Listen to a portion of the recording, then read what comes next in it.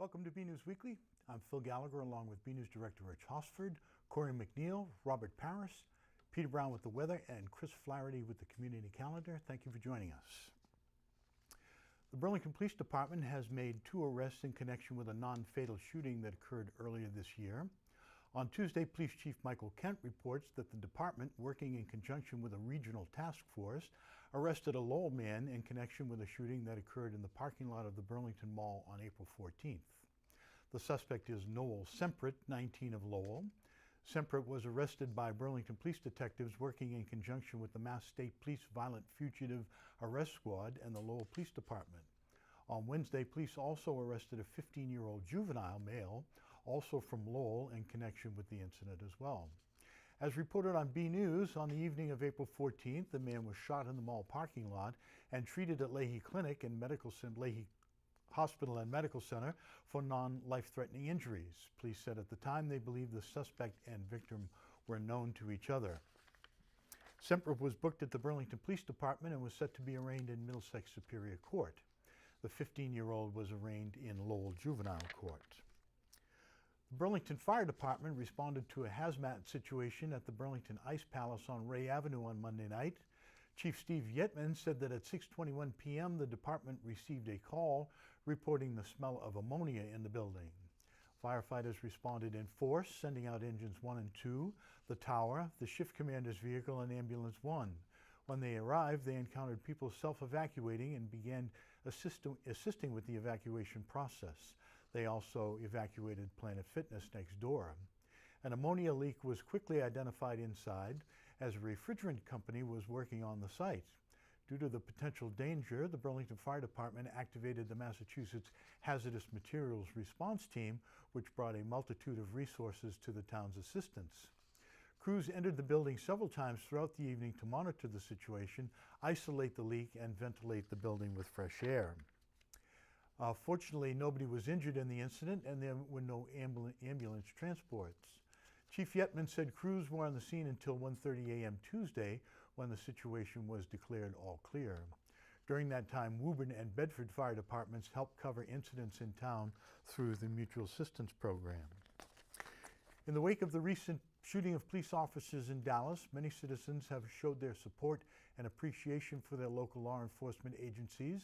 Burlington is no exception, and BNews Director Rich Hosford went down to the police station to learn more. He files this report. The Burlington Police Department has been receiving a lot of gestures of support and appreciation from members of the community in the past week. An assortment of cards, cakes, donuts, muffins, and even kids bearing hugs have been arriving since the July 7th shooting in Dallas, Texas that took the lives of 5 law enforcement officers and injured 9 others along with 2 civilians. Chief Michael Kent talked about his reaction when he heard the news of the incident. Well, certainly, I think everyone takes a step back with a tragedy like that. It was such a wide scale, and the officers who were protecting peaceful protesters, who were protesting police actions. I was just very proud of the police profession when I saw it, what they were doing, and unfortunately the sad ending for the officers. So. I asked him if the events such as the one in Dallas impact how Burlington police train and prepare. Well, we're very fortunate here, and I always try and point it out, is that Burlington PD, because of the resources the town gives us, we're really on the cutting edge with training, things of that nature. So, I feel we're in a good position tactically with our men. We try and train regularly, men and women on the department. However, when you get a situation like that, I'm not sure there's anything you could do to prepare for something like that. The event was a tragedy that affected the whole nation, and since that time, police departments across the country have pulled together to support each other, and many civilians have expressed their gratitude for their local officers. Chief Kent said that since the shooting, the department has received many gifts in demonstration of thanks. It's really been overwhelming. We've had a boatload of food that has been dropped off, almost at a steady rate. Children bringing cards, school classes showing up with posters they had made in support of the police. It's heartwarming, and I think it shows, despite the political rhetoric out there, the rhetoric from some of the social groups, that the majority of people in the country support the police. And that's not just Burlington. I've talked to area towns. You see it on social media all over the country. People are showing up at their police departments, showing, bringing support for the officers, letting them know they care and that they support the police. He said people taking the time to show their support means a lot to him and his officers. It means, myself and the officers, it means the world. It's nice to hear. It's nice to see a family showing up and, with their young son, handing cards to the officers that he made to support them on his own. It's very, very nice. And in a community like Burlington, where most of the officers were born and raised in this town and still lived, it's heartfelt. At the Burlington Police Department, I'm BNEWS Director Rich Hosford. Have you been out trying to catch Pikachu, Squirtle, Charizard, and the rest of the gang? Do you have any idea what I'm talking about? Neither do I. A lot of people have been wandering the streets in search of Pokemon in the past week. BNews reporter Robert Paris went out to learn more and files this report. Have you been noticing how everyone is walking around saying, "I caught one, it was over there"? The answer may surprise you. On July 6, 2016, an app for Android and iOS was released called Pokemon Go. The app, based on the popular Pokemon franchise, is now known as the highest grossing app on the market. The game can be played in the palm of your hands, but with every game there comes a catch. The player must walk around areas such as the neighborhood town landmarks. One of the most popular landmarks in Burlington is the town common. There's quite a few people from different age groups at the common. I spoke with many Pokemon trainers who gave their feedback on how the app compares to other Pokemon games. Well, you can actually go to different places and get other things by going there. It's worse because you have to move. I know the comic, and I played the game, and now it's coming to this reality, sort of like a reality show. Everybody just came out and meet strangers, and I have never been near Burlington so well in recent days. Travesh Rana, host of BCAT's The Ridiculous Show, gave his feedback on what is his favorite Pokemon area and what he has caught so far. So my favorite Pokemon right now is Tauros because I just caught it down by the Historical Museum while I was walking to the concert. And it's actually the highest combat power. It's 187. As you catch Pokemons, you level up, and over time you get higher and higher Pokemon. You get higher and higher levels, and then depending on your level, you get higher Pokemons with higher combat power. Although some of this stuff may be a little confusing, Travesh gave a walkthrough on what your character can do in the game. Okay, everyone, so this is the game right here. So this is you walking on the street. Here we are under the shade, and it's actually using your GPS location to basically mark your location on the map. And it doesn't tell you too much, but it tells you enough for you to know there's Pokemon nearby.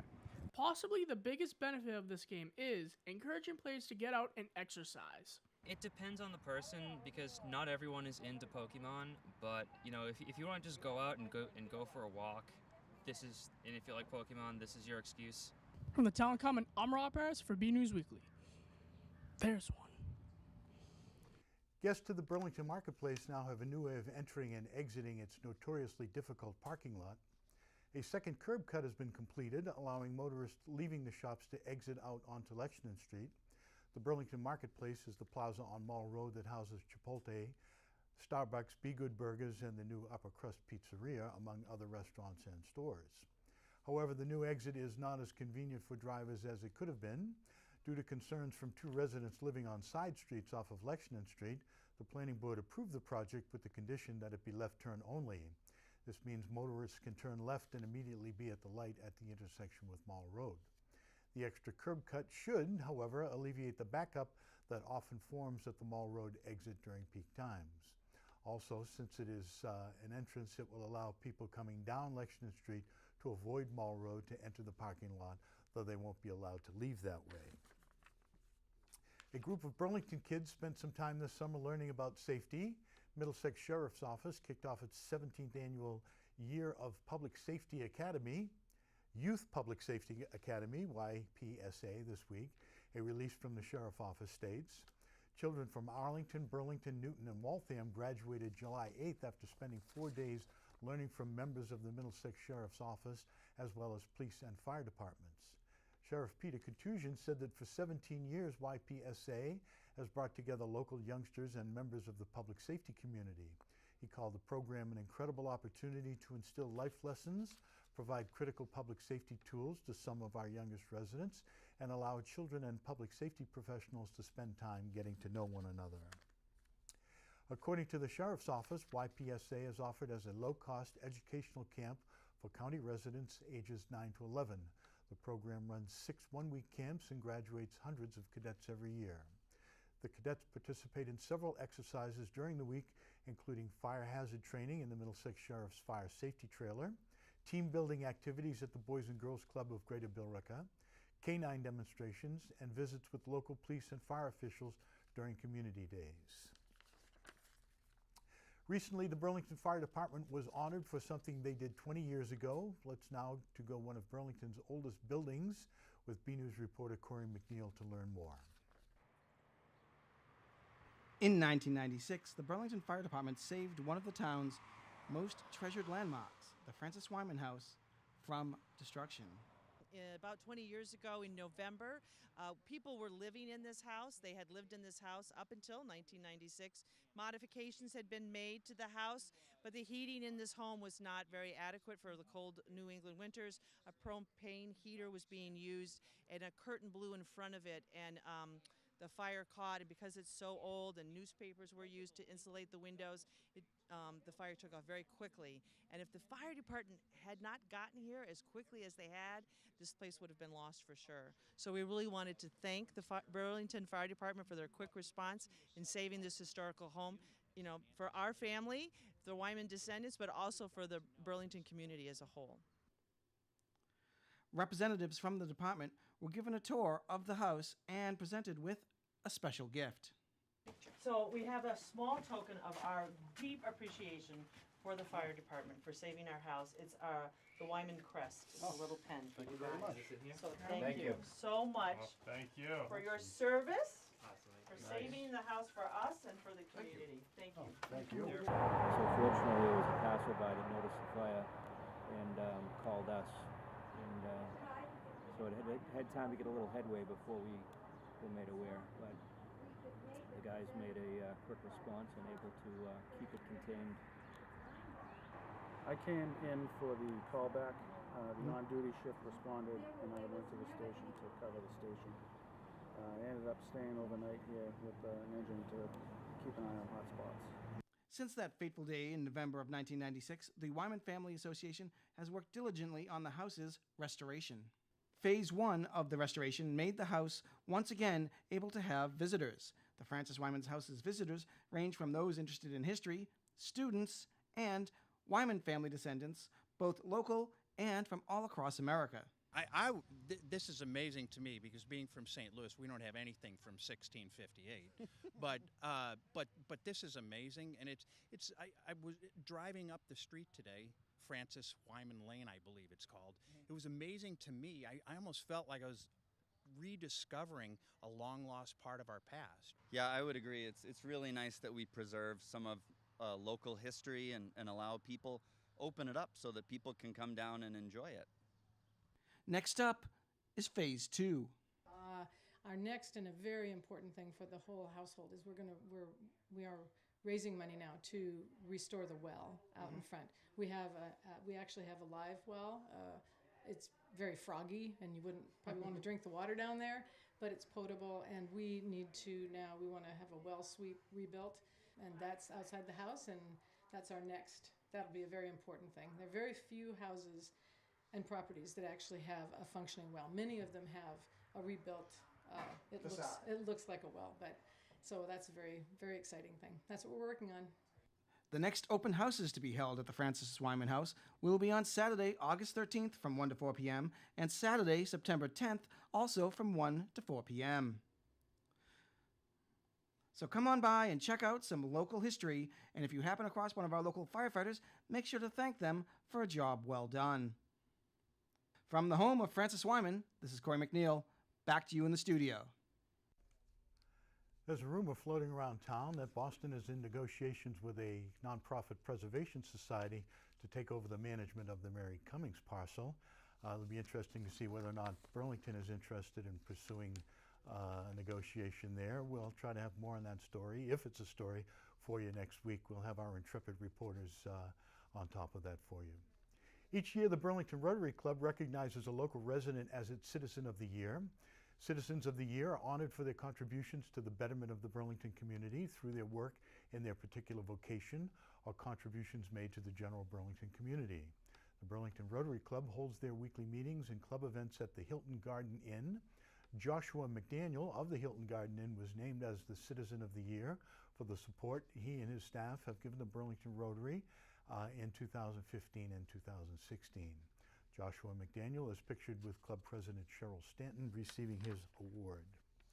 Let's go now to our Weather Center for the latest forecast from BNews meteorologist Peter Brown. We'll also check out the community calendar with Chris Flaherty to see what's happening in Burlington.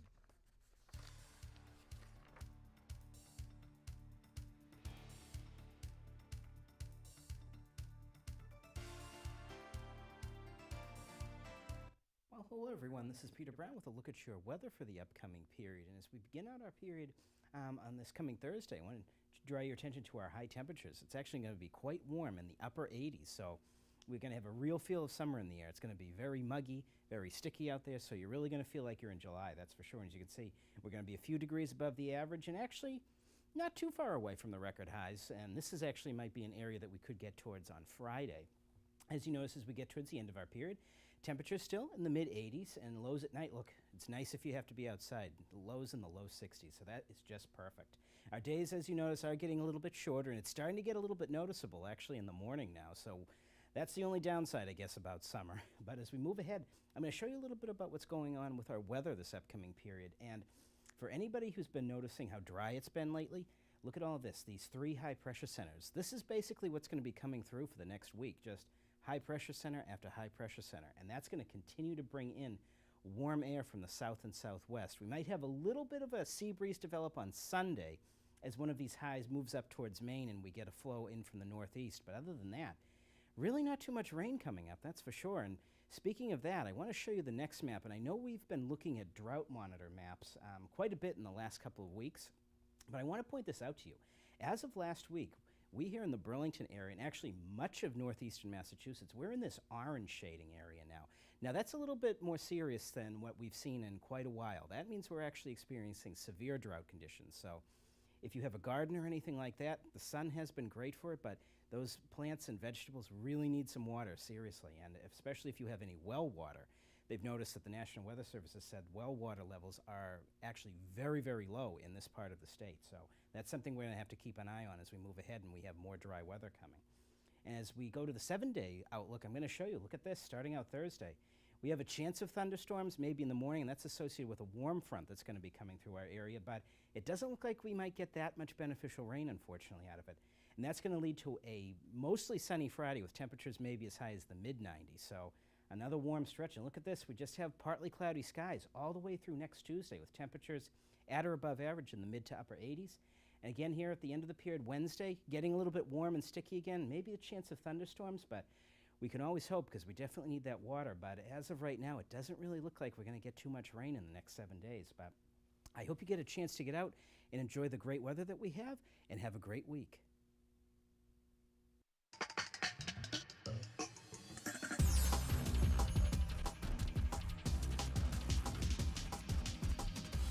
Good evening, Burlington.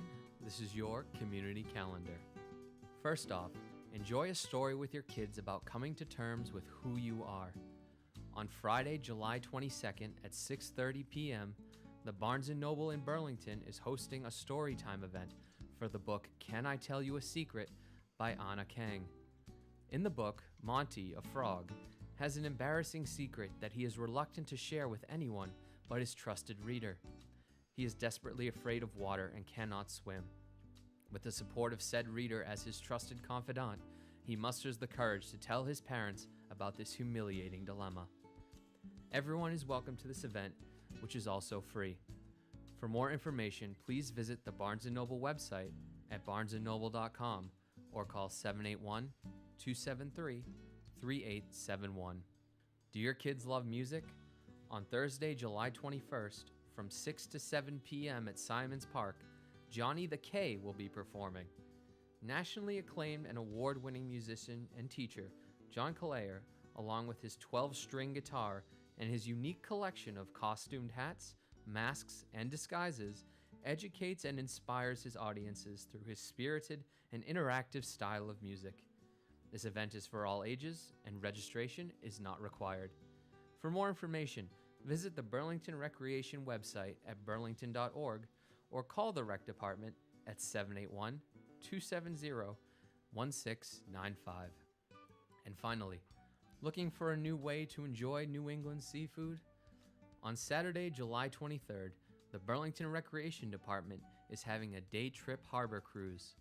Cruise Gloucester Harbor aboard the elegantly appointed Beauport Princess and enjoy a traditional New England lobster bake luncheon with fresh steamed lobster, baked chicken, and much more. Enjoy panoramic views from the dining room as the captain narrates the cruise and jazz music is playing for your enjoyment. Also included in this tour is a stop at Pickering Wharf in Salem with plenty of time to browse the shops. Pre-registration is required.